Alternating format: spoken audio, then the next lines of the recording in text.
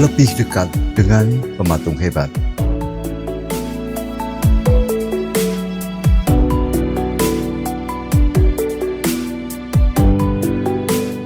Tidak selamanya benar bahwa seniman selalu identik dengan kerja sendirian, hanya berteman ilham. Seniman patung terutama, justru ia membutuhkan tim kerja terdiri dari banyak orang, dari tukang las, tukang cat, bahkan pengepul logam. Demikian pula yang terjadi pada Dunadi, pematung lulusan Institut Seni Indonesia Yogyakarta tahun 1988 ini, yang menciptakan patung Bung Karno naik kuda setinggi 6,5 meter yang sekarang menjulang di kantor Kementerian Pertahanan Republik Indonesia di Jakarta. Di workshop seluas 12.000 meter persegi yang dinamakannya Satyaji Sculpture and Artwork di Krapyak Kulon, Pendowoharjo, Sewon Bantul, Yogyakarta itu, tersimpan cetakan patung-patung karya Dunadi yang serba tinggi dan kebanyakan adalah patung Bung Karno dengan berbagai karakter. Ia mengaku pengagum Soekarno, dan Dunadi sudah melahirkan paling tidak 15 karya berukuran 6 hingga 12 meter.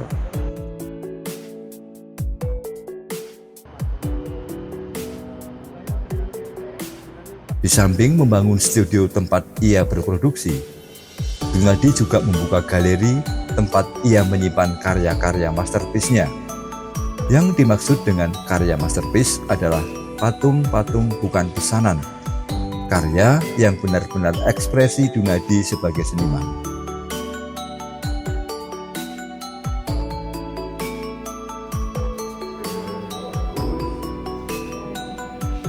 Finalis International Artist Grand Prize Competition Art Revolution di Taipei 2015 dan 2017.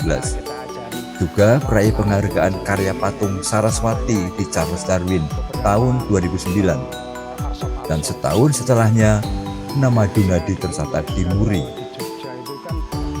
Dirinya mengaku berasal dari keluarga yang sederhana. Bapaknya kusir andong, maka banyak lukisannya bertema kuda.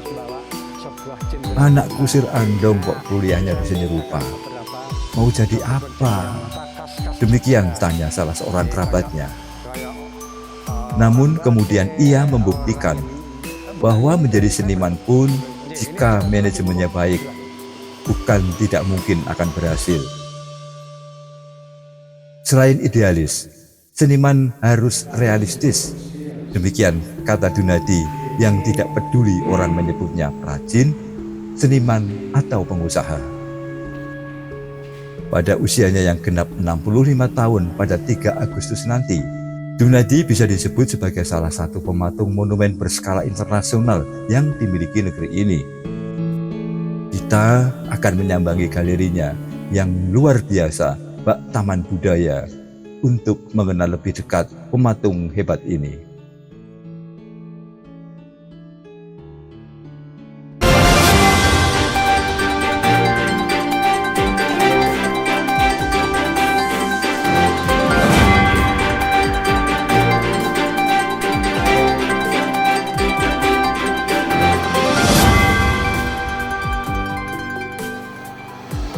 Selamat berjumpa lagi pemirsa Ambi. Kali ini saya akan mengajak kita semua untuk bertemu dengan seseorang yang menurut saya hebat sekali. Saya minta izin kepada yang bersangkutan, saya minta izin pada dunia kesenian, saya meletakkan Mas Dunadi, saya panggil Mas Dunadi, dalam jajaran 10 pematung besar Indonesia. Saya sudah minta izin.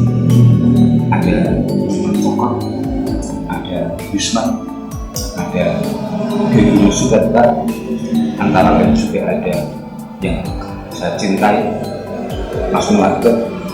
Mas Dunadi adalah salah satu dari 10 besar pematung di Indonesia yang karya-karyanya akan kita lihat nanti, dan saya sudah izin untuk melihat galerinya. Sekarang ini saya berada di Galeri Pendopo Art Space Gunadi. Ini adalah ruangan khusus yang menunjang karya masterpiece beliau. Ada beberapa karya yang akan beberapa yang disebutkan.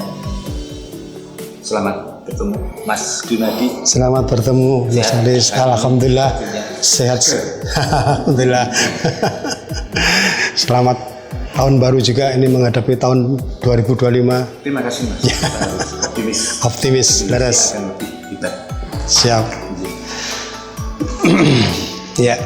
Saya ingin ngobrol dengan Mas Gunadi. Lama sekali saya pengen ngobrol sejak Mas Gunadi menggarap IKN, proyek di IKN. Lalu sebelum itu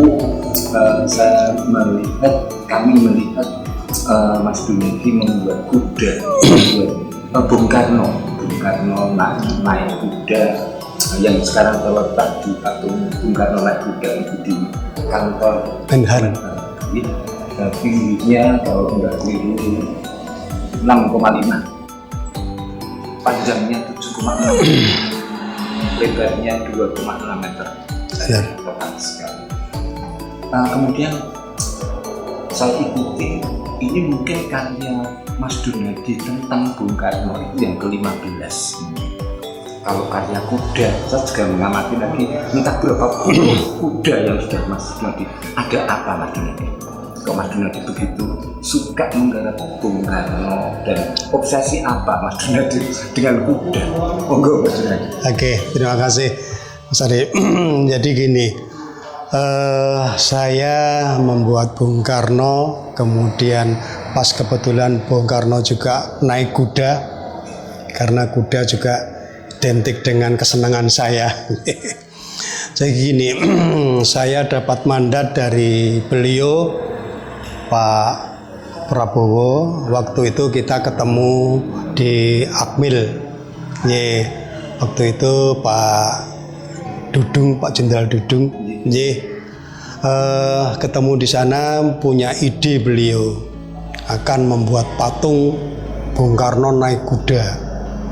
Nah, selama ini kan jarang sekali Bung Karno naik kuda. Ternyata dari ide tersebut saya mencari literatur, mencari historisnya. Oh iya, Bung Karno itu pernah naik kuda. Ternyata benar. Bung Karno naik kuda waktu itu inspeksi pasukan di alun-alun utara. Tahun berapa? Tahun kalau nggak tahun 64 itu peringatan hari bersenjata atau apa Pak. Beliau naik kuda disertai dikawal oleh Pak Urip Sumoharjo, kemudian banyak Pak Jenderal Sudirman. Nah, beliau inspeksi naik kuda bersama beliau-beliaunya.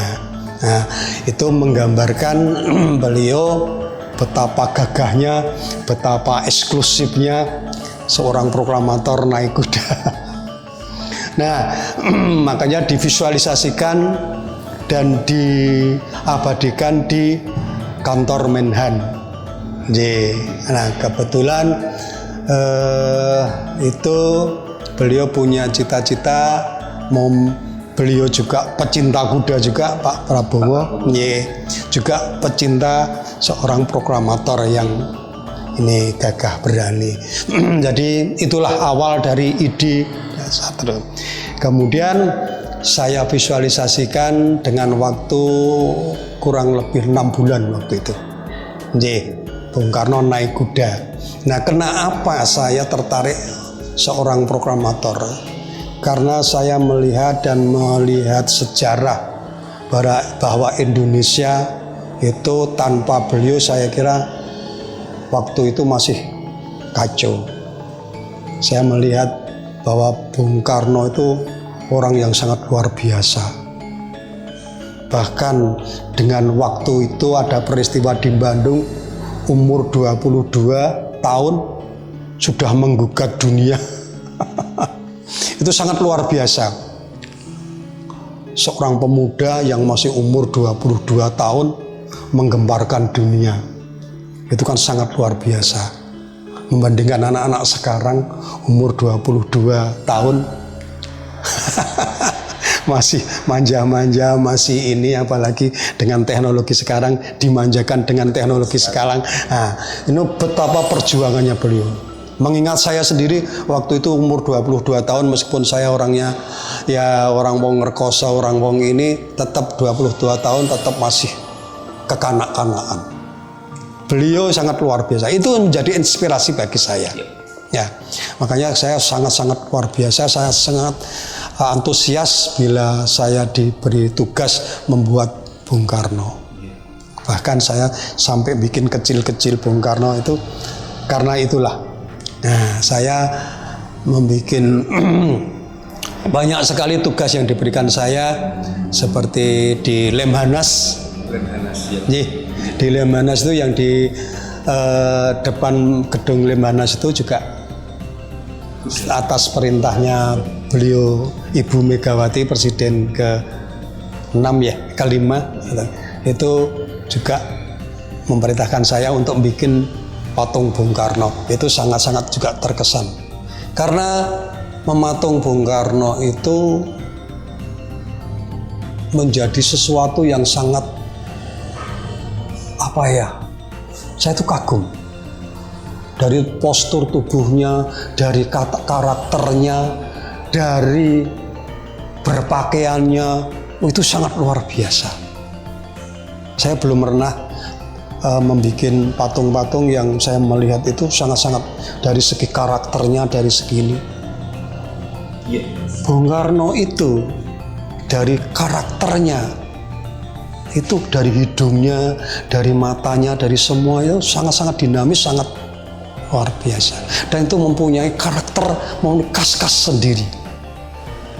Itulah harapan. Itu banyak sekali cerita-cerita yang harus kita gali, dan historis apa beliaunya di belakang itu sangat-sangat luar biasa. Itulah memberi apresiasi, memberi motivasi saya untuk berini.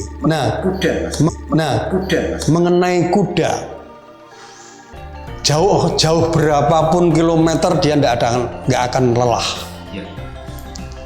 Juga saya terinspirasi oleh bapak saya.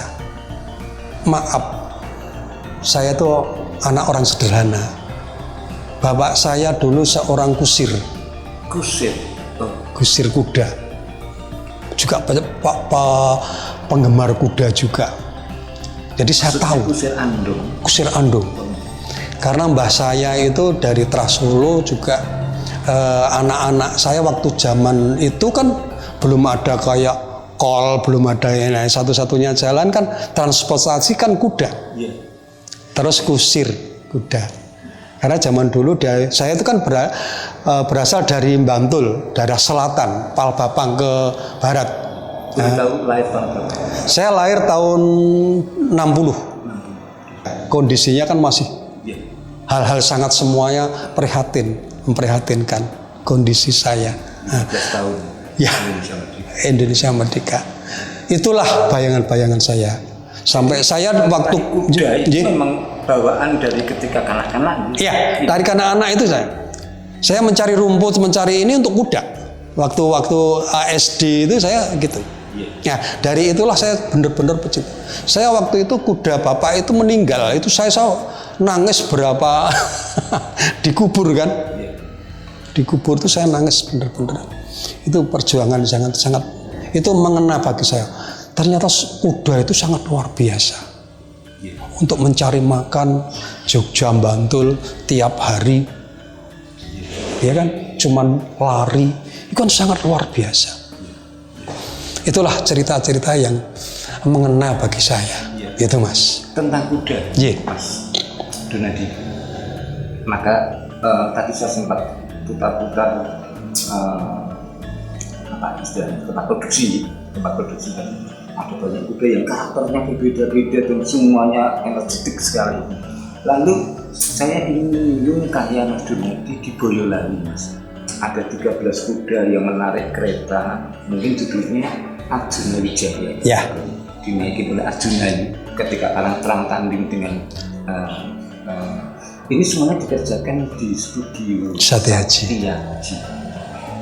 Ide dari Pak Bupati waktu itu, Pak Bupati Pak Seno. Pasien. Iya, dia punya cerita, punya harapan ke depannya itu kita mengacu kepada perjuangan pahlawan Arjuna Wijaya. Beliau didampingi seorang Kresna itu, terus Arjuna beliau.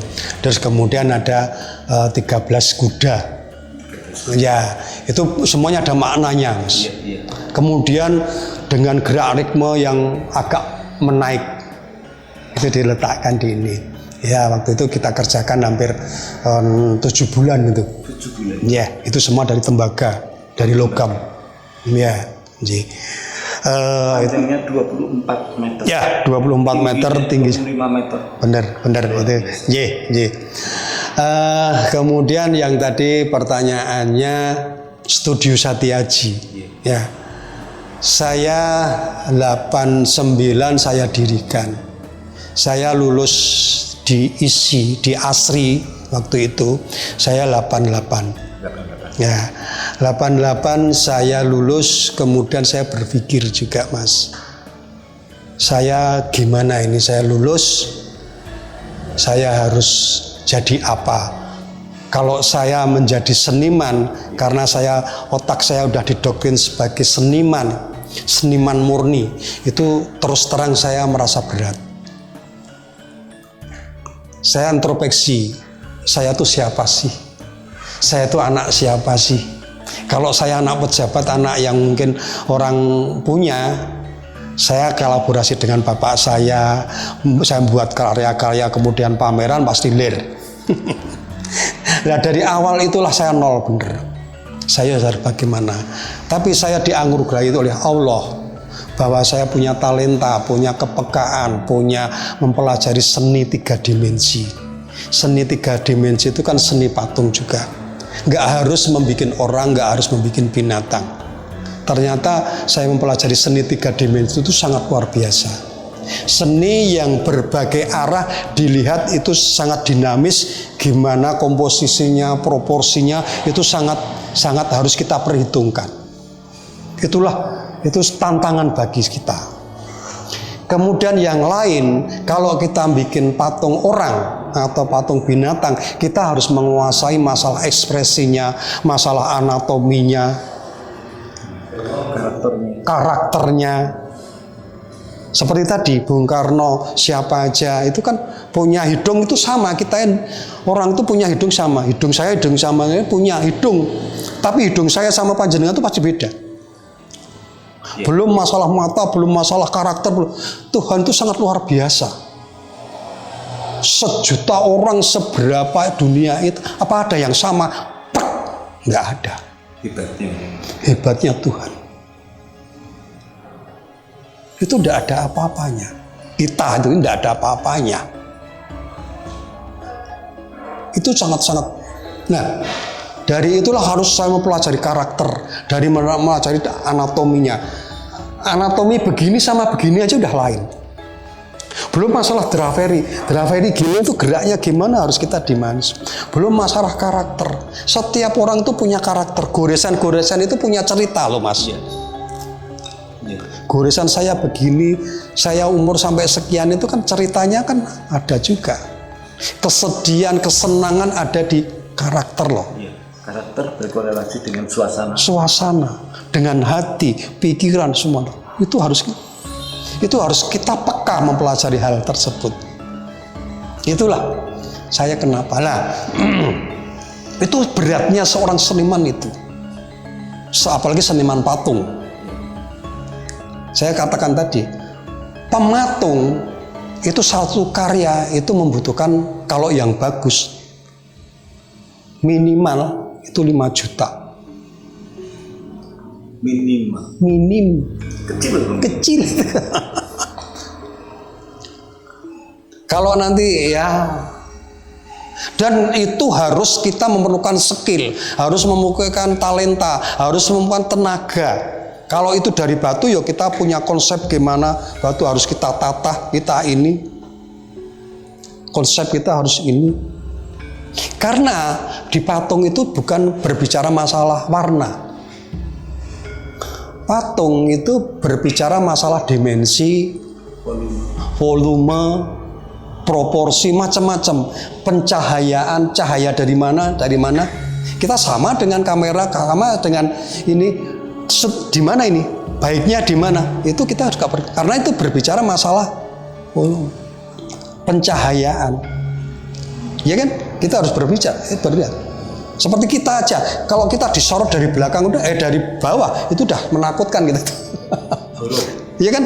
Tapi kalau disorot dari samping mungkin akan lebih dimensinya kelihatan, volumenya kelihatan, ininya kelihatan. Itu kita harus belajar ke situ juga.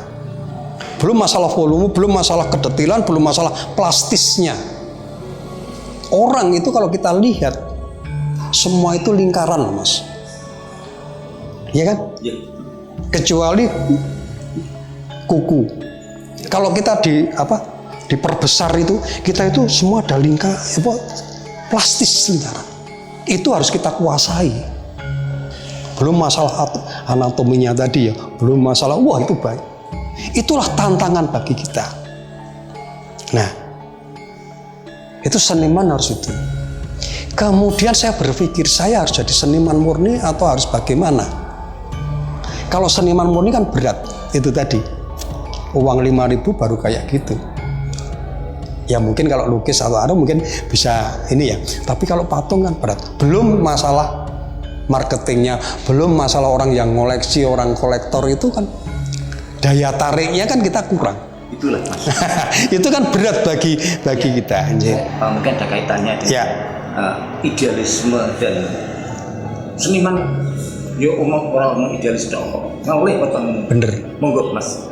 Jadi gini, saya bisa membedakan, saya bisa memilahkan mana ini istilahnya golek duit, mana ini istilahnya pesanan, mana ini idealis. Harus kita bedakan tiga itu. Nah, golek duit ya kita nggak harus saya sendiri, kita mempunyai ide-ide yang ini, kemudian kita menggerakkan tenaga kerja, saya suruh membuat sesuatu, saya akan mengontrol, harga juga harus terjangkau oleh masyarakat, karena itu cuman istilahnya ya kayak souveniran, kayak ide-ide ini. Nah, kemudian yang kedua, kalau itu sebuah pesanan, sebuah ini ya kita harus memanajemen dengan baik. Mempertanggungjawabkan masalah materialnya apa, harus mempertanggungjawabkan masalah deadline-nya kapan jadi, harus ini. Nggak seenaknya kita sebagai dan kita manajemen hal itu sangat penting sekali. Saya harus kolaborasi dengan siapa, dengan seniman, dengan istilah orang arsitek, orang konstruksi, orang landscape, macam-macam, orang interior. Kita harus juga. Nah, kalau berbicara yang ketiga, yang idealis, itu sakarepku dhewe, Mas. Nah, itu. Nah, seperti karya-karya ini yang ada di sini itu. Itu sakarepku dhewe, arep payu kek, arep elek apik kek, itu tanggung jawab saya semua. Orang akan menilai, oh, Donat itu gini, anunya kayak gini. Nah, itu idealis saya. Itu prinsip saya. Saya bisa harus mempertimbangkan. Makanya saya lulus waktu itu saya berpikir kayak gitu. Saya satu-satunya jalan, saya harus mencari pondasi dulu.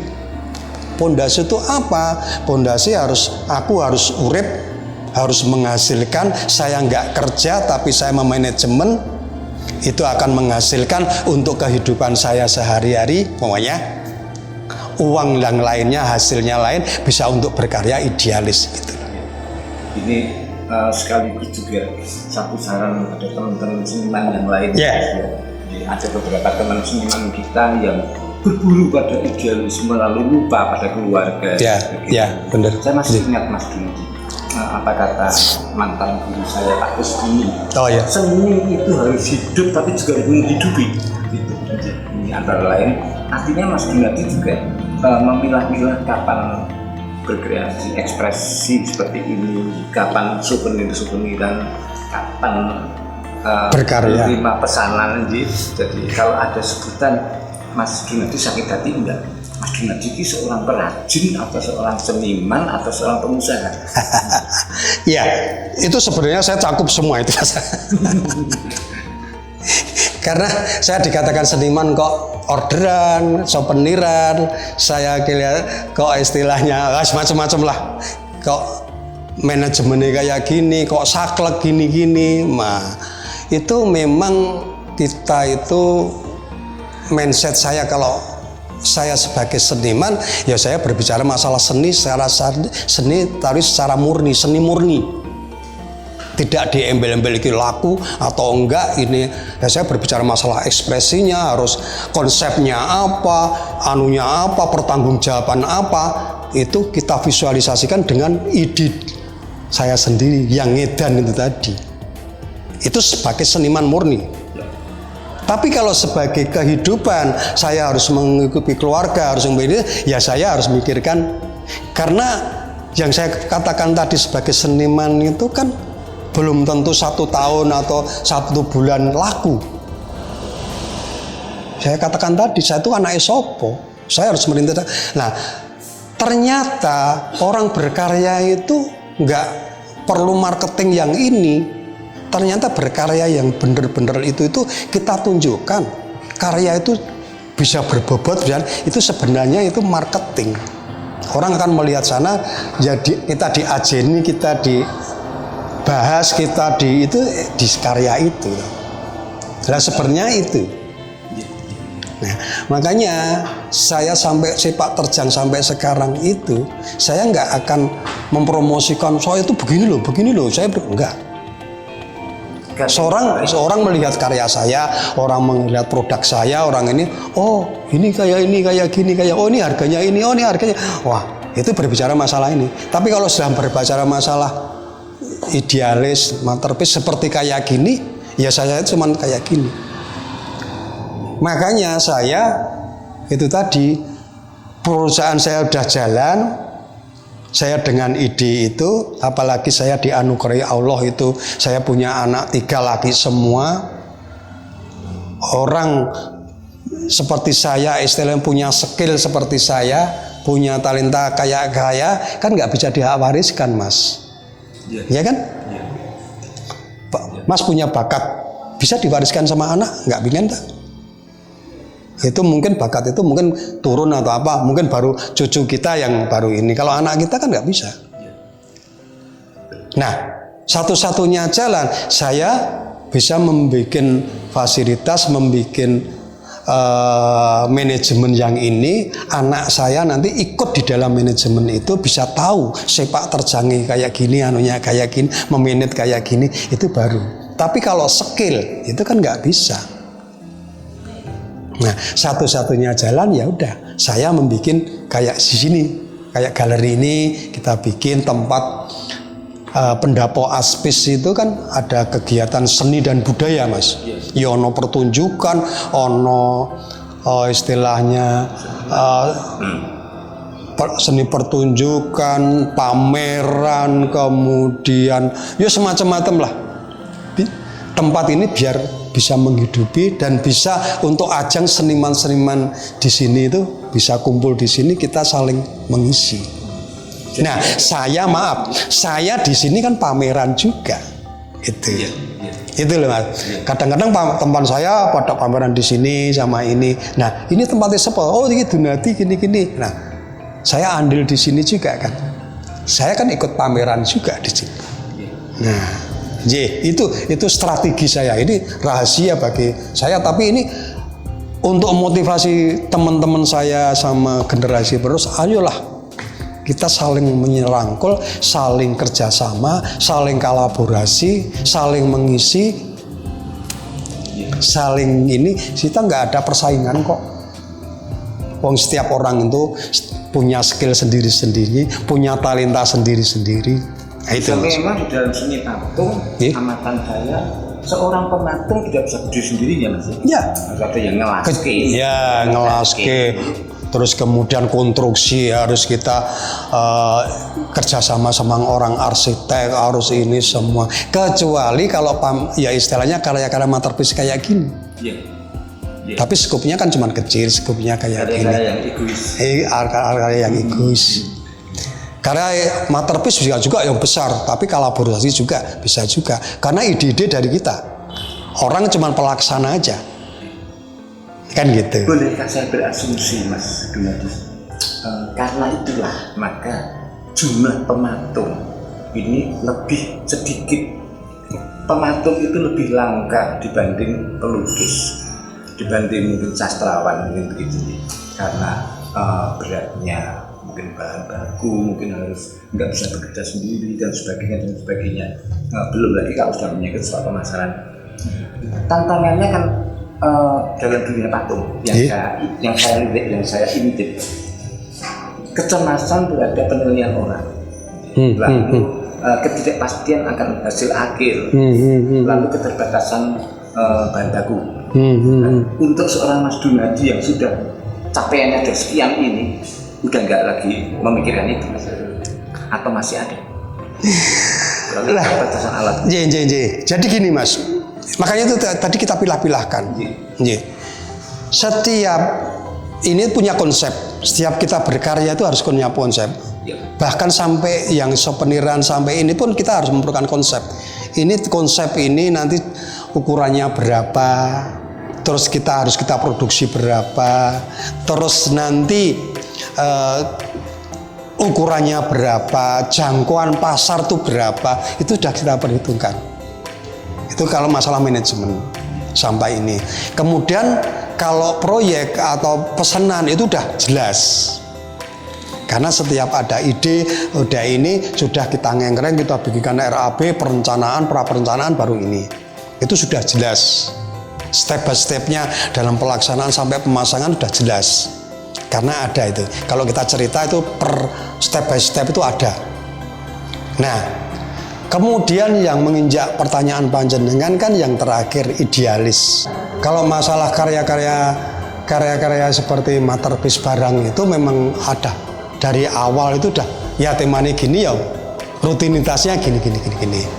Tapi dadakan itu juga akan membuat bumbu-bumbu ke karya-karya kita. Dadakan itu. Jadi, makanya kadang-kadang kita sering merenung, kita sering ini. Makanya kita itu orang patung biasanya pendiam ya, katanya. Tapi ya enggak juga. Karena setiap sebuah peristiwa, setiap apapun kita oncei, kita istilahnya kita olah di dalam itu. Kalau ini saya terapkan ke karya gini, itu akan lebih bermutu dan akan memberi makna. Itu prinsip sebenarnya. Jadi nggak perlu kita tambah-tambah, kita perlu bercanda, kita nggak perlu nyontek, kita nggak perlu ini. Nah, tinggal kita visualisasinya aja sebuah karya itu gimana. Tangkapan orang awam, tangkapan orang yang tahu, orang yang ini, itu bagaimana? Tangkapan itu kan lain-lain. Saya bisa justru dari itulah tangkapan-tangkapan itu saya menilai. Oh ini yang benar, oh ini yang ini, oh ini yang, oh kadang-kadang oh aku yang salah ya. Ternyata tangkapan itu lebih bagus daripada konsep saya. Bisa juga. Nah itulah sebenarnya kita itu nggak ada. Namanya berkarya itu terus terang Mas. Contohnya, terus terang, karya saya itu nggak ada yang merasa saya puas. Karena seorang seniman, orang seperti saya mempunyai ide-ide itu merasa saya nggak ada puasnya. Kalau saya puas itu stuck akhirnya. Tidak pernah puas, Mas Gunadi. Tidak pernah puas. Tapi ada nggak Mas? Bukan ada. Dari sekian ribu patung yang sudah Mas Gunadi dikerjakan, mana yang paling memuaskan, paling berkesan? Nah, kalau paling berkesan, paling istilahnya punya tantangan, punya ini banyak. Karena setiap proyek, setiap karya itu pasti ada tantangan. Karena di situ itu tidak ada puasnya. Apalagi karya, kalau sudah berkarya itu nggak ada puasnya Mas. Saya itu berkarya, ya itu nggak ada puasnya. Saya sendiri yang harus menghentikan. Oh ini berhentilah. Meski itu berhenti, itu suatu saat, aduh kelemahanku itu di situ. Oh kelemahanku di situ. Kadang-kadang nges lagi berapa tahun lagi kita tengok, oh dulu ini apik. Kalau saya terapkan sekarang, itu saya tiru-tiru istilahnya jiplak. Padahal itu nggak mau saya. Harus kita berubah lagi. tapi dengan corak yang sama. Karena setiap seorang itu, setiap seniman itu harus punya karakter, punya corak, punya khas karya itu. Bahwa orang mengenal, oh ini karya Dunadi, oh ini karya ini karya ini. Nah, di situ orang kan tahu. Sehingga dalam hal ini Mas Dunadi tidak bisa menyebut karya iki loh Mas Ari, yang paling berkesan. Ya. Semuanya berkesan. Kalau dalam prosesnya proyek atau apa yang istilahnya was kena macam-macam, kena ya dampak apapun itu pasti mengena. Kadang-kadang sakit, kadang-kadang ini, kadang-kadang bukan ide saya itu dipaksakan gitu. Ya kita terpaksa karena itu karya proyek. Iya. Ya karena proyek saya harus mengikuti aturan. Kan gitu. Ya itu kan puasnya di mana? Saya kan juga mengikutin. Ya udahlah, ikutin aja. Kalau saya dengan ide saya, ya kalau yang ownernya sesuai dengan ide saya, kalau enggak kan jadi enggak enak. Nah, menemukan tangkapan-tangkapan yang agak aneh. Tadi saya melihat ada patung Gandhi, ada patung Gus Dur, ya, ada patung Ahok, ada ya, patung Bung Karno, banyak sekali. Iya. Ada sekian patung pribadi atau figur. Iya. Dalam proses membuat patung-patung figur yang sudah almarhum ataupun yang masih sugeng, yang masih hidup, ini ada proses sebelum produksi itu minta izin pada yang bersangkutan. Nah, jika itu bukan pesanan Mas, apakah itu harus ada? Kalau sudah almarhum, apakah itu ada ritual tertentu? Mungkin harus puasa dulu, minta izin pada arwah yang sudah meninggal. Ini temuan-temuan yang solid, tapi mungkin ini menarik. Juga ketika Mas Dunadi menggarap karya di Bali misalnya, atau di Lampung, atau di mana di kota lain, ini apakah perlu kulon nuwun secara spiritual, hal-hal yang non kesenian, non manajemen? Ya. Pertanyaan yang terakhir itu memang setiap daerah itu kan punya tradisi. Ya, punya tradisi. Saya seorang orang Jawa juga kadang-kadang punya tradisi, punya unggah-ungguh. Memang itu perlu kita pegang. Setiap langkah, setiap saya apapun, tindakan saya harus mawas diri. Ini di tempat mana toh? Ini bagaimana toh? Tradisi sini itu bagaimana toh? Saya harus menghargai ke itu. Makanya itu biasanya saya terap. Kalau hal-hal memvisualisasikan seorang tokoh, itu biasanya saya juga punya unggah-ungguh juga. Saya harus minta izin. Pokoknya saya bikin patung Pak Hatta, itu biasanya saya juga punya unggah-ungguh juga. Saya harus minta izin. Pokoknya saya bikin patung Pak Hatta. Saya harus, keluarga Pak Hatta itu kalau bisa tahu. Kalau besar loh, kalau cuman untuk pribadi nggak perlu ya, karena itu untuk pribadi. Tapi kalau untuk publik, sebuah monumen yang sangat itu publik dan dilihat beberapa orang, nah itu lebih baiknya harus kita minta izin. Karena di dalam prosedur sebuah pekerjaan, apalagi itu proyek pemerintah atau proyek apa ya, yang punya ide itu, gagasan itu kalau punya ada owner yang ini dari siapa, owner yang punya gagasan itu siapa, melibatkan siapa, ini gimana, yang minta izin panjenengan udah minta izin belum, nanti saya yang disalahkan umpamanya kan gitu. Kalau nanti kita sama-sama bisa minta izin. Nah, karena saya memvisualisasikan itu kan, saya kan cuman kayak istilahnya alat. Pokoknya saya mau mematung keluarga panjenengan. Kalau ujuk-ujuk saya matung keluarga panjenengan kan panjenengan bisa, loh iya toh Pak Dunadi itu kok ngerti-ngerti kok nggak orang aku ora diberitahu. Itu kan irungnya orang ngono kuwi, oh itu karakternya orang ngono kuwi. Nah itu lebih baik kan harus kita izin. Mas, saya matung ini gimana, karakternya udah kena belum, anunya lah kita biasanya izin. bisa ini. Justru itu kita akan mengakrabkan, kita akan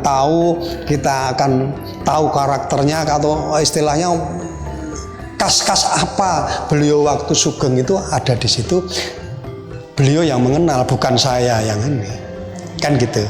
Di sejarah pun saya membuat sebuah relief dengan cerita perjuangan yang ini pun saya harus juga melibatkan orang sejarawan, orang keluarganya, orang ini, itu harus kita gerakkan juga. Step by stepnya harus begini, saya harus ini, harus ada orang ini. Jangan sampai dalam pelaksanaan ini sudah terpasang semua banyak kritikan gini. Nah, yang disalahkan saya. Mas Dunadi, karya-karya Mas Dunadi sebagai pematung ini sudah beredar sampai ke Filipina, sampai ke Singapura, sampai ke Jerman, sampai ke Amerika. Kemudian secara nominal juga nggak etis untuk saya sampaikan, itu harus Mas Dunadi sendiri yang menyampaikan. Angkanya juga gede banget. Artinya bahwa Mas Dunadi dengan pilihan menjadi seniman yang tetap idealis tetapi realistis ini berhasil. Sementara dulunya dari keluarga yang sederhana, sekarang menjadi seperti ini, luar biasa. Mohon untuk Mas Dunadi memberikan pesan kepada teman-teman seniman kita, kepada masyarakat kita, bahwa siapapun berhak menjadi siapapun kalau dia mau. Ya. Kalau menurut saya begini, Mas. Tuhan itu menciptakan kita itu punya jalan sendiri-sendiri.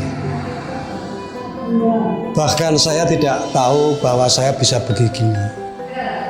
Makanya kita anggap semua itu sama. Yang penting sekarang gini, setiap orang itu punya bakat.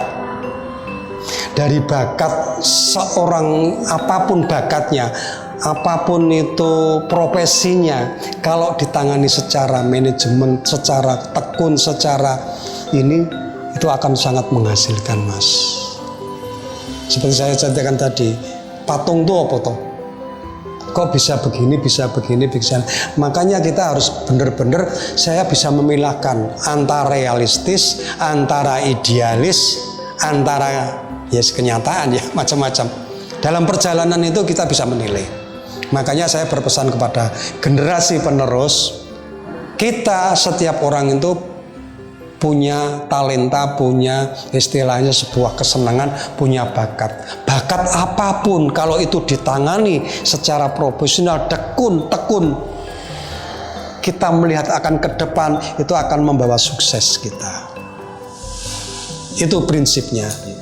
Saya juga nggak membayangkan, jenengan jangan melihat sekarang, perjalanan saya, step by stepnya perjuangan yang ini, itu sangat menentukan.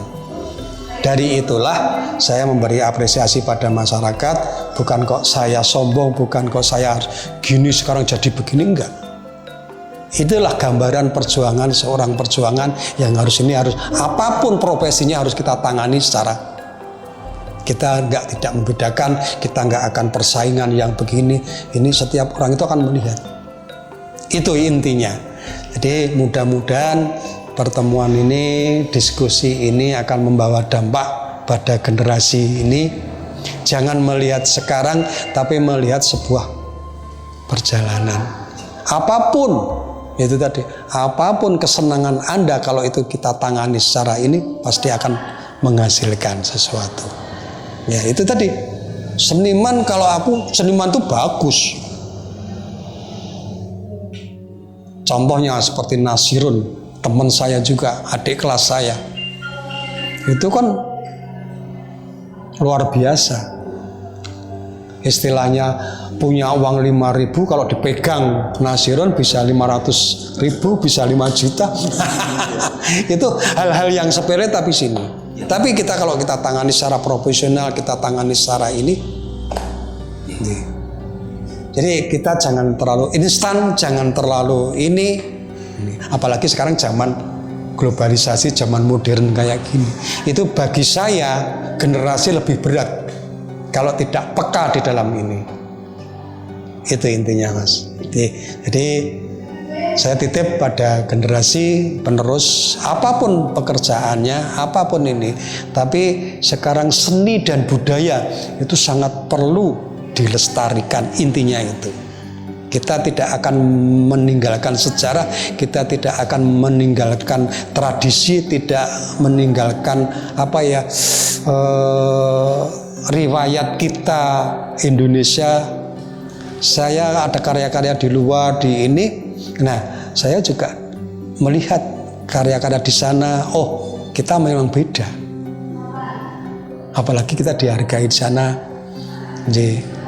Bahkan saya di Australia itu kita bikin patung Saraswati.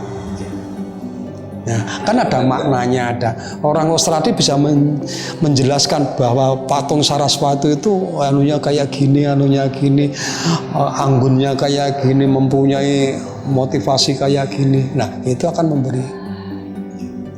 Nah, itu kita harapkan itu Mas, generasi penerusnya. Dan namanya patung, yaitu tadi.